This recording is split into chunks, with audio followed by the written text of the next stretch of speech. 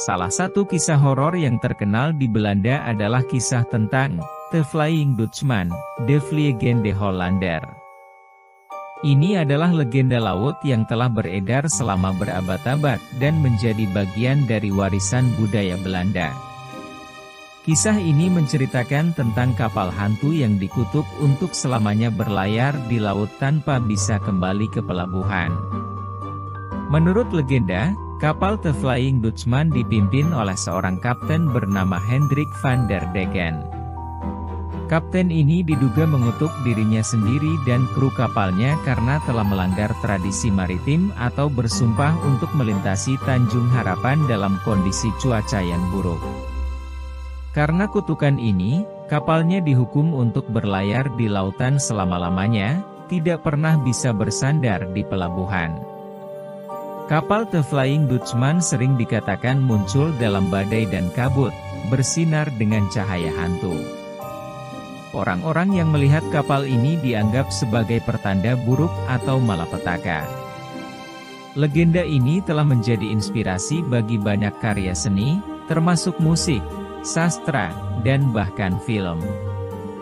Meskipun mungkin terdengar seperti kisah fantasi, banyak pelaut pada abad-abad yang lalu mengklaim telah melihat kapal ini di perairan Belanda dan sekitarnya. Seiring waktu, legenda The Flying Dutchman tetap hidup dan menjadi bagian dari folklore dan cerita seram di Belanda serta di seluruh dunia. Kisah dimulai dengan seorang kapten Belanda bernama Hendrik van der Decken atau Kadet Terkutuk. Ia memutuskan untuk melintasi Tanjung Harapan di Afrika Selatan pada abad ke-17, meskipun cuaca buruk.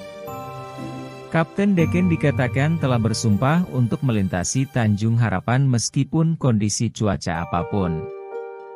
Keputusan ini dianggap sangat berbahaya, karena melintasi tanjung tersebut seringkali dihadapi dengan badai hebat dan ombak besar. Tuhan atau roh laut dikatakan menanggapi sumpah itu dengan mengutuk kapalnya. Sejak saat itu, The Flying Dutchman dihukum untuk berlayar tanpa henti, tanpa pernah bisa kembali ke pelabuhan. Untuk bukti mengenai keberadaan kapal hantu ini tidak sedikit pelaut dari abad ke-18 dan abad ke-20 yang mengaku pernah melihat kapal hantu The Flying Dutchman. Salah satunya muncul dalam catatan perjalanan McDonald dari tahun 1790 yang berjudul Travels in Various Parts of Europe, Asia, and Africa during a series of 30 years and upwards. Dalam catatan itu, McDonald menulis bahwa perjalanannya terhalang badai cukup parah hingga para kru kapal mengaku melihat Flying Dutchman. Bahkan catatan paling meyakinkan terkait penampakan The Flying Dutchman berasal dari 1881. Pada 11 Juli, sebuah kapal yang membawa calon Raja George V dari Inggris, Pangeran Albert Victor, dan tutor mereka yang bernama John Neil Dalton, tertambat di Selat Bass di lepas pantai Australia antara Melbourne dan Sydney.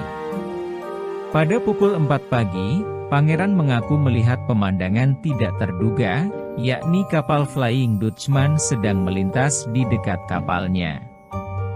Dan catatan terakhir terkait kemunculan The Flying Dutchman berasal dari periode Perang Dunia Kedua, 1939 hingga 1945, ketika armada Jerman mengaku melihat kapal hantu tersebut di sekitar terusan.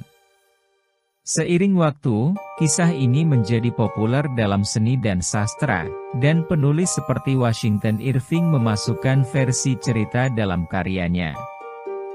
Selanjutnya, kisah The Flying Dutchman diabadikan dalam berbagai opera dan komposisi musik, termasuk opera Richard Wagner yang terkenal. Beberapa cerita mengaitkan The Flying Dutchman dengan tokoh sejarah nyata, seperti Kapten Belanda bernama Bernard Fouquet. Meskipun ada sedikit bukti sejarah yang mendukung klaim ini, legenda ini terus berkembang. The Flying Dutchman menjadi ikon dalam budaya populer dan terus muncul dalam berbagai bentuk media, termasuk film, buku, dan bahkan serial televisi. Keterlibatan kapal ini dalam cerita-cerita horor dan cerita laut membuatnya terus relevan hingga saat ini. Sebagai legenda laut, The Flying Dutchman memiliki daya tarik yang kuat karena campuran unsur-unsur misteri, kutukan, dan malapetaka laut. Meskipun akuratitas historisnya sulit dipastikan, kisah ini tetap menjadi bagian penting dari tradisi maritim dan budaya rakyat di banyak negara.